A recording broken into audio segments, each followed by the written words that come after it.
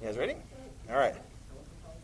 No, but it's got an authoritarian system, as we'll explain. All right. Good afternoon, ladies and gentlemen. May I have attention, please? All quiet, please. Thank you. Go ahead and take out your notes. We're going to be continuing with your notes in preparation for getting you ready for my test.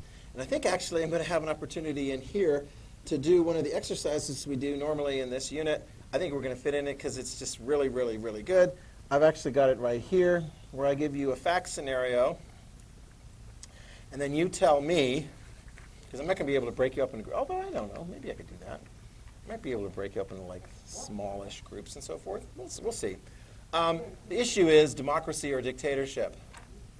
Do you stick with a democracy when facing a series of difficult challenges, or do you go to a dictatorship? And if so, why? And what is the solution? And who is going to be the dictator? And what are the terms of the dictatorship? Is it temporary? Is it permanent?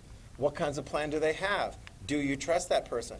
Et cetera, et cetera, et cetera. Anyway, I've got a bunch of fact scenarios as we, when we get to that point. But today, we are going to pick it up and continue with the various forms of democracy, and then we'll wrap it up with the types of governmental authority. Okay? Does that make sense? All right, so we will pick up with constitutional monarchy, say a few more things about constitutional monarchy. Whoops, that's not it.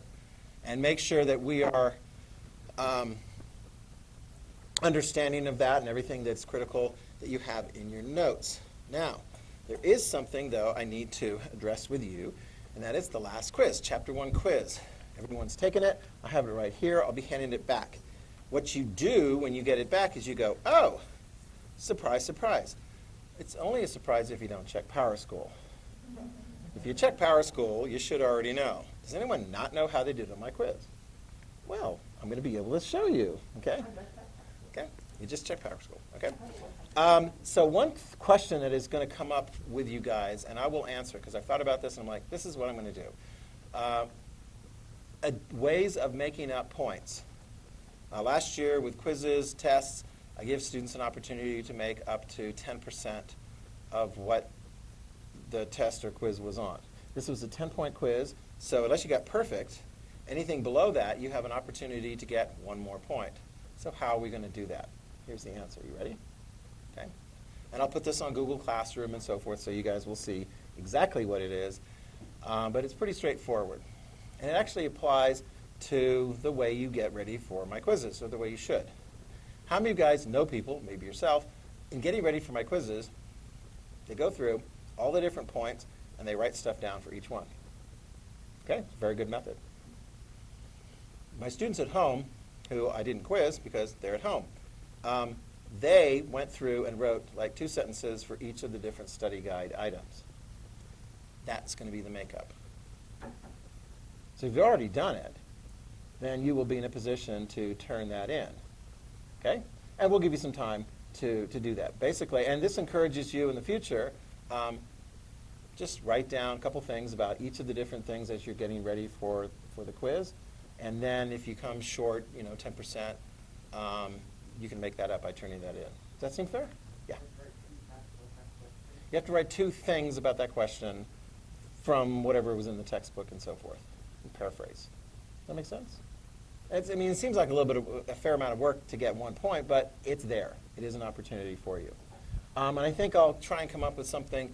I'm not exactly sure what I'm going to do on the test, because when we get a big test, I don't know. We'll figure that out. We'll see. We'll see how that all works out. I may actually schedule retakes on the test, because I don't know. It's kind of crazy because we got people coming in, we got people going. I'm just glad we're here. Yay. We're the high school. We're still healthy. Let's try and stay that way. Yes. It's okay. Yeah, are we going to do Windows history videos? Oh, the videos. Did I talk about it in here? I talked about it in a number of classes. That was so hard. So hard? Well, you guys... So you don't want us to do it? No. It was just hard to put people together. I know. Unless you hear otherwise, I don't know that I'm going to, because of just the whole COVID and having people do groups and stuff.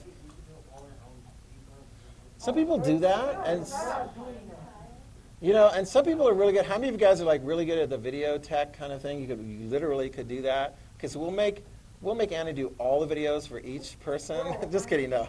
But I mean, if you have those abilities, it's great. How many guys are like, I'm the actor, or I'm the costume person, or I'm the script person, yeah, that would be me, because, it's a challenge enough to just get this piece of equipment to work properly and get that uploaded and so forth. I'm a lot better than I was, certainly at this time last year, but I don't know. Wait and see. Trey, I don't know that I'm going to necessarily, because if anything, things are getting a little bit like more sort of strictish and so forth. Yeah, and absolutely, you probably heard this already. When you're like not shoving stuff in your gob, perfect, Trey. Have your face covered. I haven't heard many times you get one. No, that's fine. No, I understand that. But like for me, like when I'm talking, I still can like keep my mouth free. Yay. But when I'm walking in the hallways, I got to have my face covered up with a mask. It's nasty. It's my breath. I don't want to talk about my breath. Okay, and it's just like whoa. Yes, I do brush my teeth, JT. Nasty. I do brush my teeth. Yeah, I know. Actually, I was trying to drink water, and I sprayed a little bit on the like second period or something. I'm like, really? So I had to wipe down the inside. It's not very much fun. Okay, so here we go. The quiz I'm handing back. Remember, you keep the score sheet, and then you can take a look at the top part, and I'll come around and collect that here in just a momentum. Okay?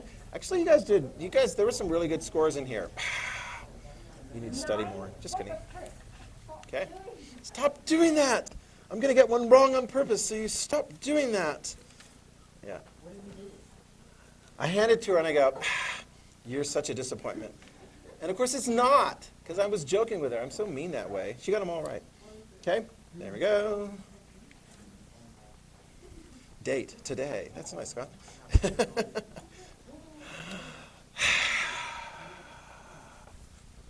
Okay. Okay. All right, I'll get the top part. This one, just like last year. Thank you. Thank you.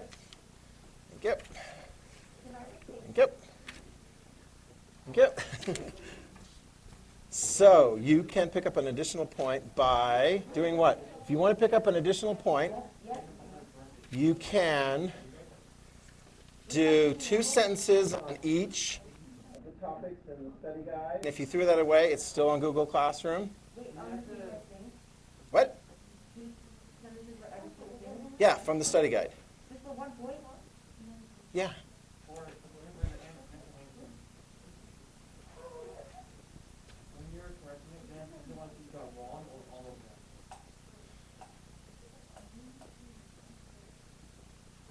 Do 2 sentences on each of the things in the study guide, regardless of whether you got it right or wrong on the quiz. So I know. I mean, even when I was offering, like, all people had to do was just come in here and simply take the same quiz and so forth, a lot of students didn't do that because they're like, it's lunchtime. That's my freedom. I'm not coming in here. You can't make me do it. They'll look and go, it's only 1 point or whatever. Yeah, when I give you, like on this, well, not this unit, but the next unit, I've got like a, I don't know, 50, 60, 70-point test. That's a lot of, yeah, that's serious. These guys are like, that's what it is. That's what it is. So you'll want to be ready for that. And yeah, we take opportunities on those. Some people were very serious about doing that. Okay? Questions or comments?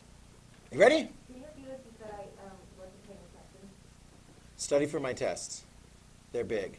And you can get up to 10% more. We'll see if we do retake opportunities. We'll see. But on the quizzes, I'm like, let's do something a little bit more straightforward. Okay, you got your notes? Ready to go? Okay. All right, constitutional monarchy. Constitutional monarchy. Britain, write it down. Britain has a constitutional monarchy. I'll give you some other countries that have constitutional monarchies. Japan has a constitutional monarchy. Several other European countries. I want to say, like the Netherlands, very good. And Sweden, I believe. Constitutional monarchy. Some countries, they don't have constitutional monarchies. They're like, we're done with kings. Like France, for example. Germany doesn't have a king. I believe so. Yeah, I believe they're a constitutional monarchy. So here's the deal. Australia does, they've got a republic, although former British-controlled areas, a lot of them look to the Queen of England as kind of like still connected in that sort of position. Like for example, Australia, I think they still have Queen Elizabeth on a lot of the currencies. So she's the Queen of England, but she still plays a very important role to the people of Australia, even though she has even less power in Australia than she does in England. I believe it's the same in Canada. There's some that were just like, forget it, when like Ireland left.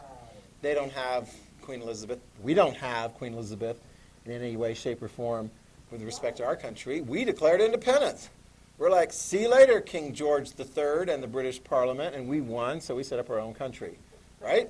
I pledge allegiance to the flag of the United States of America and to the republic.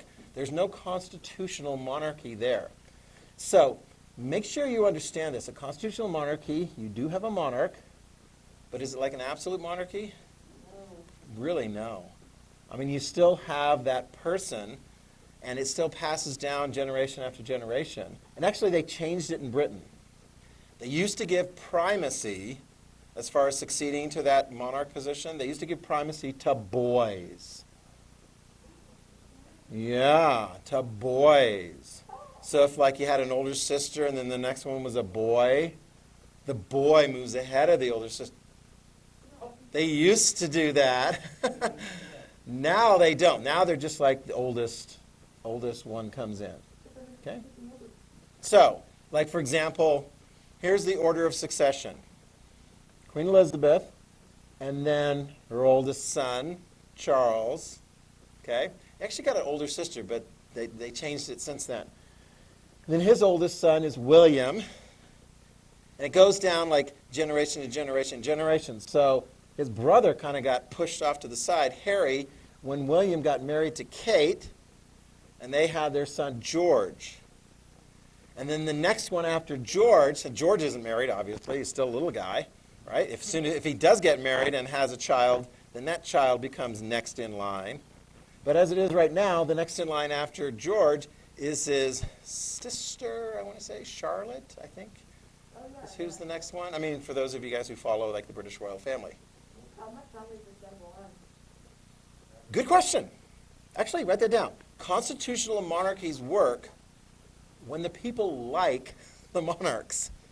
Okay? Queen Elizabeth is very popular in her country because she doesn't get involved in all the political debates and stuff. For example, she's there to help mourn when the country is mourning. She helps console. And when the country's cheering things on, she's like the #1 cheerleader. That's the kind of role that position has come into now. It's not a political position. And frankly, in Britain, it hasn't been for a long, long time. That's the way it's ended up. They could have just gotten rid of them, but they're like, whatever. We, the people, have the power through elections, through our elected officials. If we don't like what they're doing, vote them out. Vote somebody else in.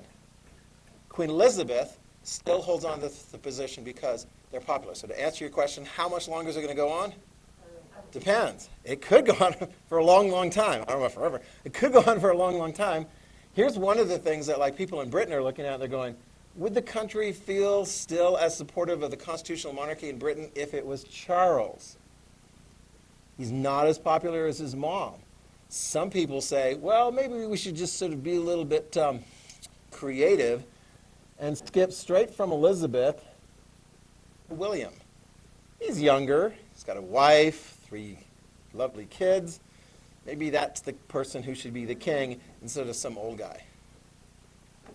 What would happen, say, like, it was just the Elizabeth at this time, and then she had twins that were born. It's an easy one to answer. Whoever was born I don't want to get into all the details and so forth of it, but one twin is born before the other. Okay? So the one that's born before the other is the one who would inherit. What if any have that flaw? Now, actually, that's a very important question. In an absolute monarchy, have there been times where somebody, not to use a really rude phrase, but somebody is very ill-equipped to handle all of that authority? That creates a problem for the country. And sometimes, like for example, some of you guys remember in Russia, when the Tsar, Peter III, he was not really equipped to handle the job of being in charge of Russia. His wife was. And so the nobility and the empress, the Tsarina, killed the guy. I mean, that's what happens sometimes in history.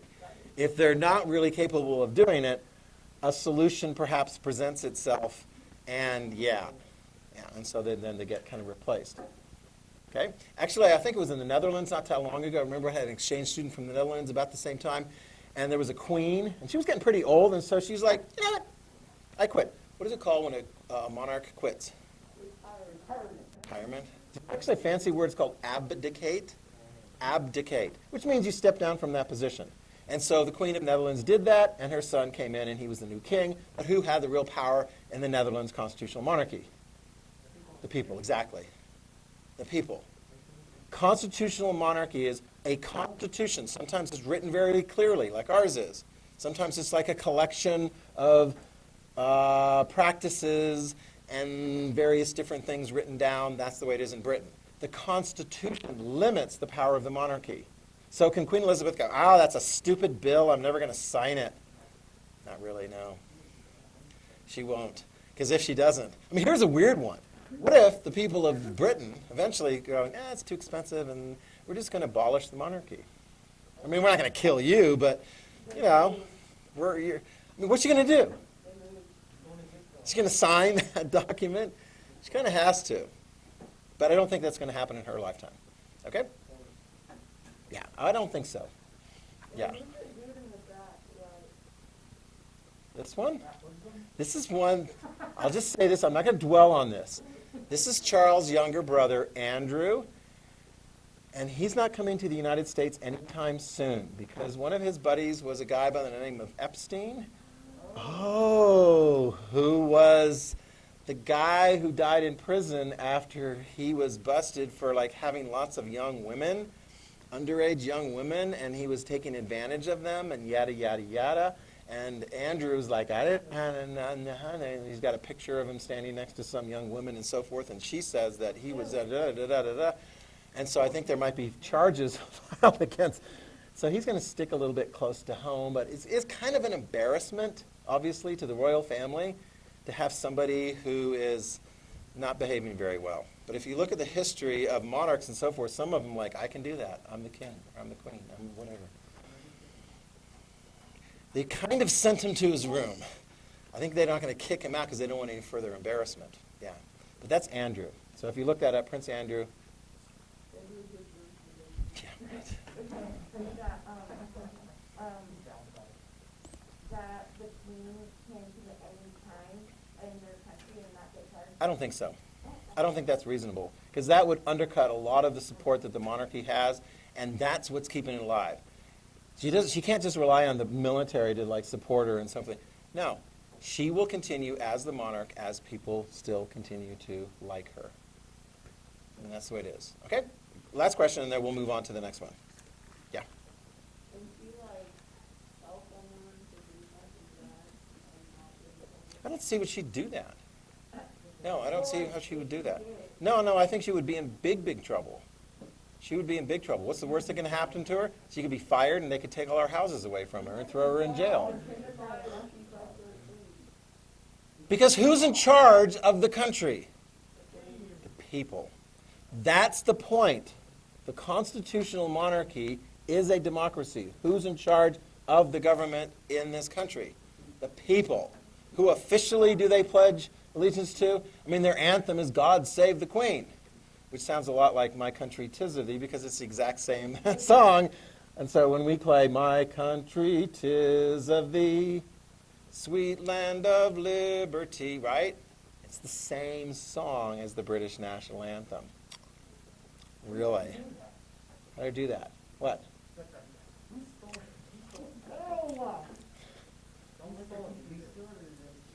We did. We did. Yeah, they had it first. And what do they do when a guy comes in? God save, oh no, it's got Queen. Change it to King. God save our gracious King. When was the last time they sang God save our gracious King? The early 1950s, which is when Queen Elizabeth's dad was king and he died. Relative. Yes, she's the longest reigning queen in English history. She's as old as my mom. She's 94 years old. The girl in the far Enough. Off with his head. Right. Off with his head. Okay, let's go on. Actually, you know what helps keep the popularity of the monarchy? Actually, a lot of Americans love the whole British royalty thing and so forth. And like during times of non-COVID, a lot of Americans will get on planes and go visit England, and they'll go to a living monarchy. They'll go see the changing of the guard. They'll see, the queens and things and so forth and all this stuff. As opposed to if you go to France, you see where the monarchs lived, because there's no more monarchs in France. It's all done. It's all over. So anyway, the monarchy is still popular in Britain, and as well as with other people too. Okay? Direct democracy, yes. Well, I was just wondering, you said earlier that if they buy a single interest, they take all their homes. Doesn't she just live in one big castle? She's got several castles. She has several castles. Yeah. And that's why sometimes, like, one of the castles burned, and then people were really mad because who were folks looking to pay the cost of rebuilding, like Windsor Castle? It got partly burned down with a fire. They were asking the taxpayers to do that, and that didn't go over too well with the taxpayers, because the taxpayers are like, hey, whoa, if my house burns down, I have to pay insurance, because if I didn't pay insurance, then I don't get anything. So the Queen should have taken out insurance, and so it's kind of controversial. There is a lot of stuff. She doesn't get paid so much as she has people around her to support her, and there's enough to support her, and she's got lots of really cool places to live, various different castles. Okay, now, direct democracy as opposed to indirect democracy, all right? Make sure you have the clear understanding of the differences between these two. Direct democracy as opposed to indirect democracy. Okay? Direct democracy, the people vote directly for the laws. The people vote directly for the laws. Sometimes this is referred to as town hall democracy, because it kind of sort of works in a town. You don't have that many people living there. They get together at a meeting and they're like, okay, where should we spend our money? What should our rules be in our town? They meet in the town hall and they all discuss it, and then they vote on it. Right? Direct democracy. How many of you guys have direct democracy in your family of some form of direct? How many of you guys have totalitarian dictatorship? Just kidding, no. All right, direct democracy. You're like, well, it's kind of balanced. We have monarchs, and sometimes they let us vote and discuss and debate and so forth, and sometimes they listen to us, and anyway, because they want to have legitimacy, because if the young people are experiencing social and economic dissatisfaction, oh my gosh, mom and dad are going to have, and so forth. I mean, it's the same kind of dynamics, right? How many of you guys live in a house on the cusp of rebellion? Oh dear. Okay. So anyway, they should listen to these videos and so forth. They keep the people happy, right? Because then they'll feel like the government that's in charge, them, ought to be in charge, right? Keep the people happy, right? So one of the ways democracy tries to keep the people happy is by involving a lot of the people in that. But have you noticed something in a democracy? Not everyone agrees. How many of you guys agree almost all the time with your siblings about various different important issues? How many of you guys are glad that maybe your parents listen to you more often than your other siblings? How many of you guys are not happy because your parents never listen to you and they, I'm sorry. I need an advocate. Yes, go ahead. So what would it be called when everyone except you gets authority and all you have to I don't know. That sounds like a democracy except you. Yeah. I mean, because it's not like just the nobles and so forth. It's just, it's almost like, this would be an example. Let's say if somebody was a foreign or non-citizen living in an area, do they get a vote in that area? No. I mean, they get to live, perhaps. Yeah, okay. So anyway, continuing on. Write this down. Direct democracy. Okay? This tends to work best in smaller situations where people have enough time to look at all the different issues and discuss them and then feel comfortable voting on them. Does that make sense? I'll give you an example of direct democracy. When my kids were little, I'd be like, okay, we're going to go out to eat. Oh, Dad has spoken. We're going to go out to eat. All right, I'm putting it to a vote. Where do you want to go? Actually, it was interesting because they always figured out a place to go. And it was tough because they didn't always agree. Just got two kids. my son and daughter each would name a place. And whatever one named, the other was immediately against. And it seemed like they were just sort of at a stalemate. And I'm like, well, there's a timer going here because I'm hungry. And I want to eat. And so if you can't decide, we're going home. Okay, we're not going to go out to eat, right? So was that an impetus for them to come up with sort of like a compromise? Yeah. Sure, yeah, and they did. Sometimes they were like, okay, you can get it this time, and then I'll get it next time. Or sometimes they came up with something entirely different.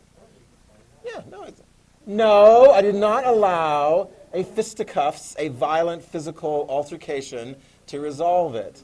Okay? Yeah. It's like, I don't want to ask. It's like, how many of you have people beat up each other in your household in order to determine who rules? Anyway, it's like, oh my gosh! They're joking. We do not have to submit this to the authorities. Okay. They're joking. Help me. Help me. Help me. All right. Okay.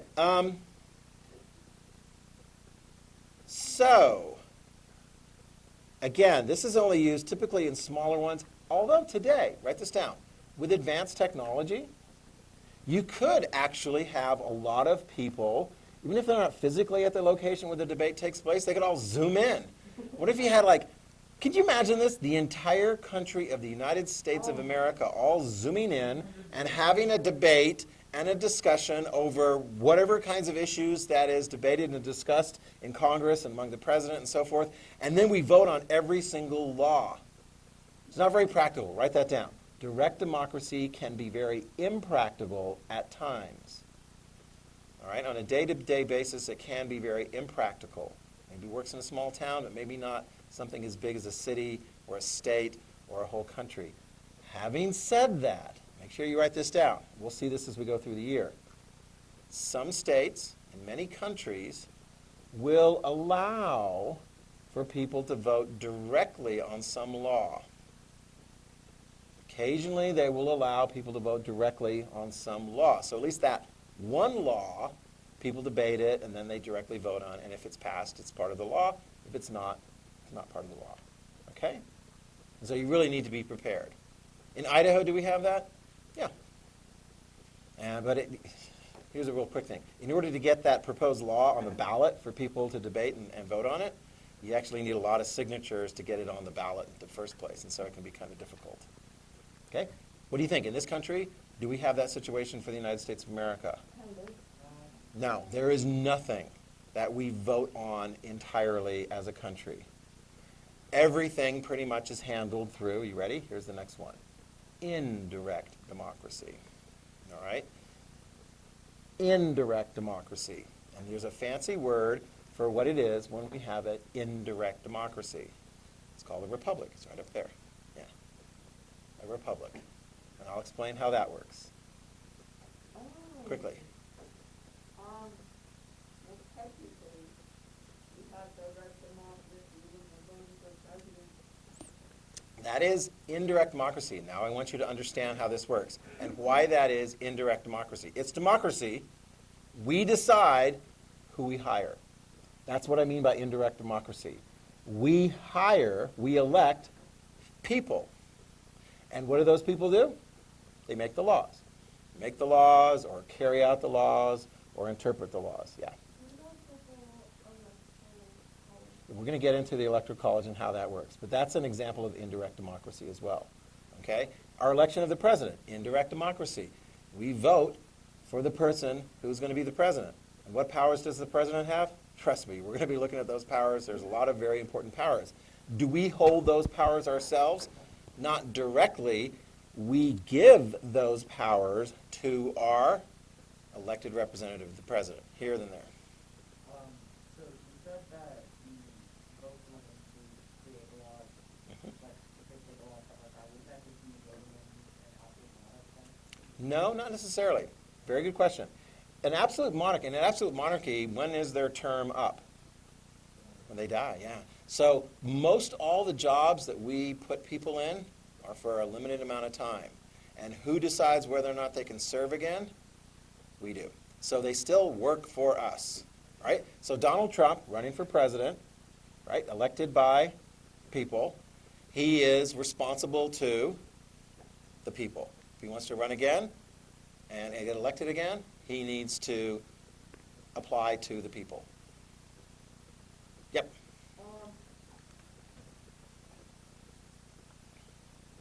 So,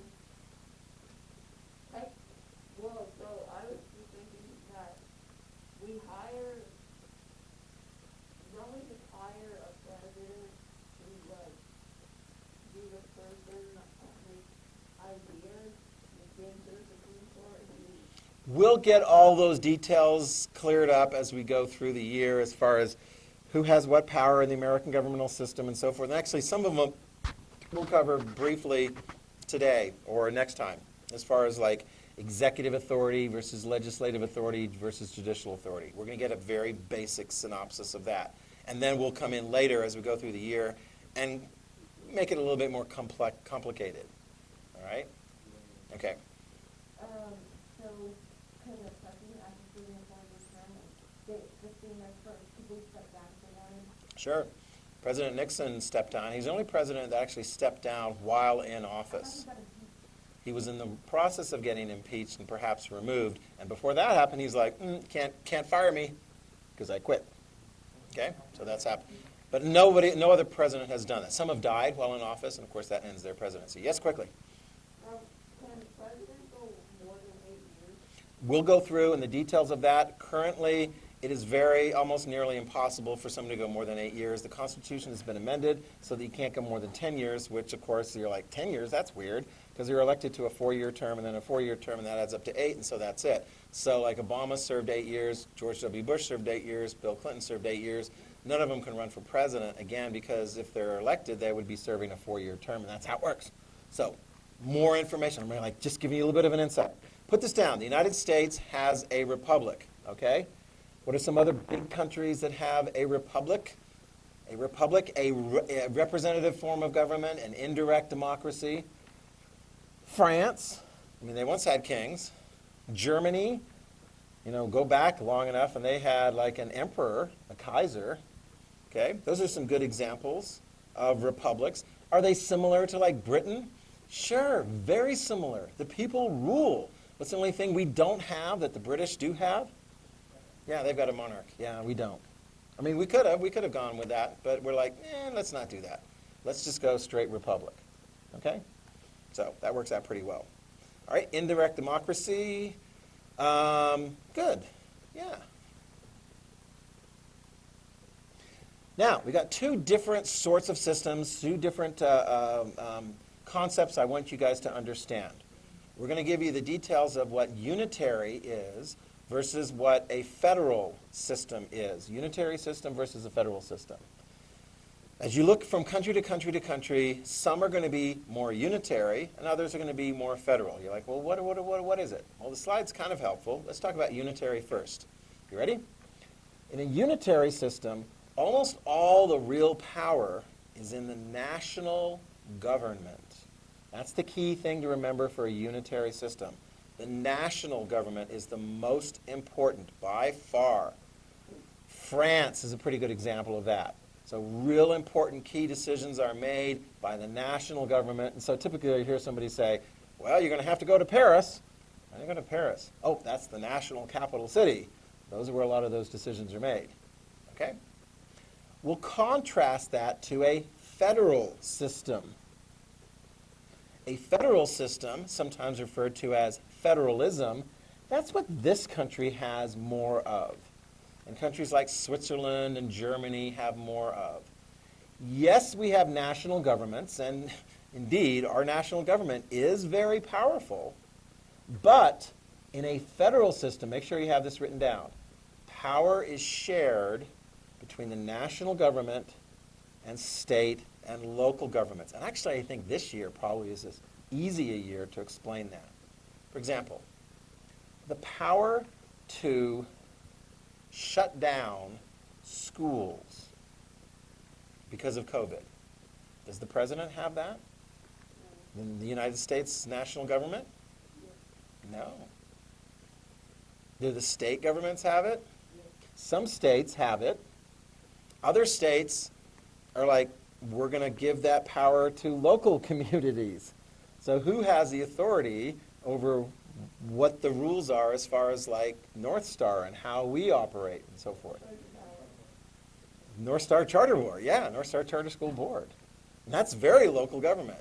That's federalism. That's power sharing, national, state, and local. Does that kind of make sense? Yeah, it is. Yeah. It is. It is. It's a local government. And who elects them? Actually, who are the people who vote for the North Star Charter School Board? Anybody know? Do I get a vote? Yeah. The staff gets to vote. Who else? Parents, yeah. And I always thought it would make sense for like students if they're 18 or older because they can, they can actually vote. But usually by the time you're 18, you're on your way out. But anyway. What? You're not 18 yet. But when I do, can I vote for the rest of it? I don't know. The way that's set up is like parents get to. They don't have a thing in there for the students, regardless of age. So anyway. So you see that power sharing going on there? Okay? And it depends on what kinds of responsibilities, like schools and roads and police are mostly handled by state and local government. What about like the national military? It's handled by like the national government. And there's some other things too. As we go through the year, we'll identify various things that plug into different ones. And sometimes you get power sharing. Okay, does that make sense? Yeah. If no, ask that again.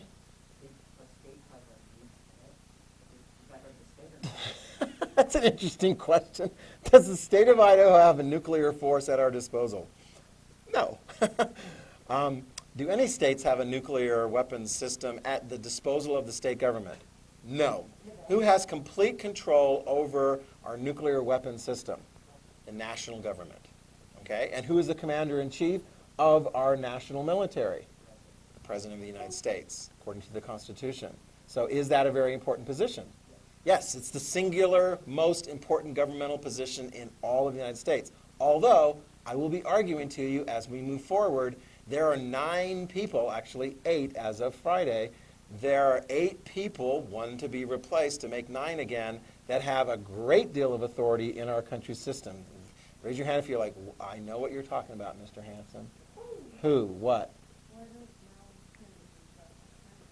What did Ruth Bader Ginsburg belong to as part of the national government? Raise your hand if you heard Ruth Bader Ginsburg died on Friday. Okay, it's a very important position. Okay, anybody know? Keep your hand up, and I'll call on you if you know what her job was. Yep, United States Supreme Court, right? United States Supreme Court. We're going to get to now the division of responsibility within governmental systems.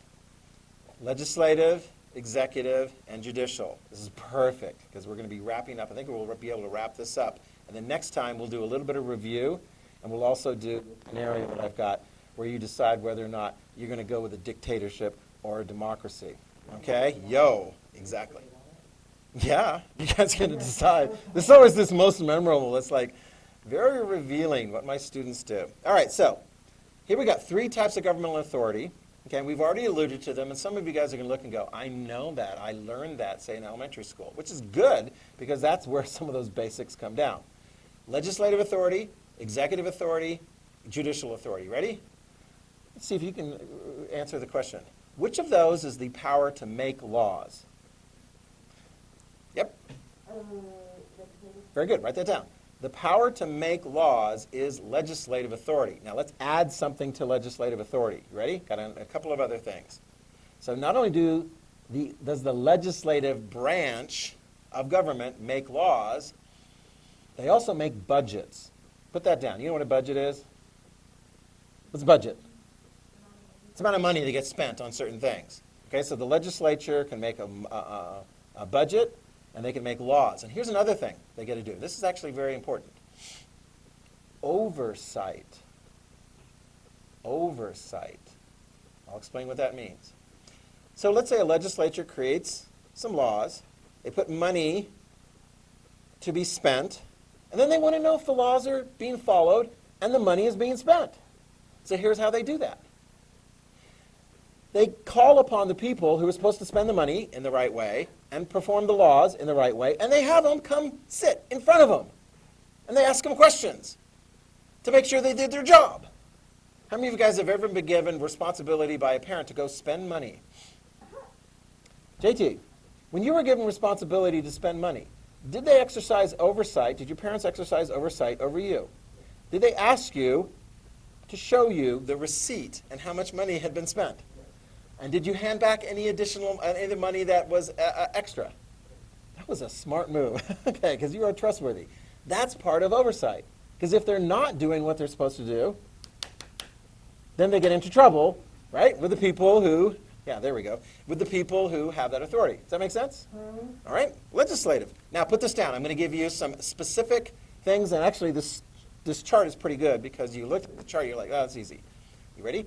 Can anyone tell me what is the name of the national legislative branch? What's the name of the national legislative branch? No. What's the name of the national legislative branch? It's got a special name. That's part of it, and the other part is the Senate. Write that down.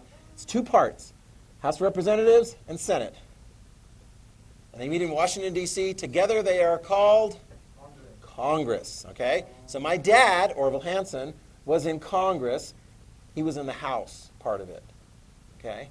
He was in the House part of it. I don't know if you can see down there, Friends of Frank Church. He was a United States Senator at the same time, or they overlapped.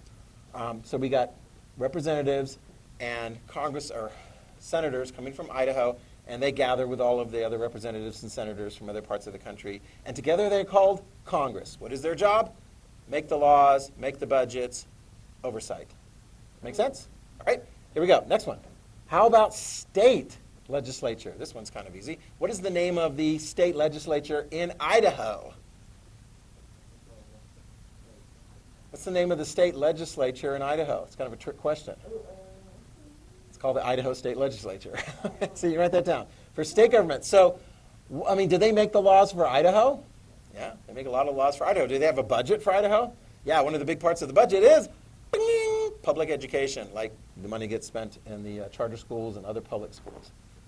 Okay, got that? Do we have like city legislatures, like for Eagle or Star or Ada County?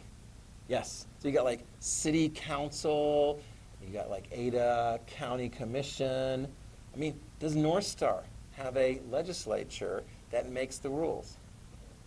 Called the North Star Board. Yeah. Do they make the budget for North Star? They do. Yeah. Do they do oversight, follow up with the administrative team? Yeah. They've been meeting a lot lately. Yeah, I wouldn't be surprised. They've been meeting a lot because all these things have been popping up that they've had to deal with. Okay, so that's legislature. Next time we will wrap up with executive, and we will wrap up with judicial. It won't take very long, and then we'll go through some scenarios, and then we'll review, and then Friday we'll have the test. Good. All right, excellent. All right, we're in good shape. Mm-hmm.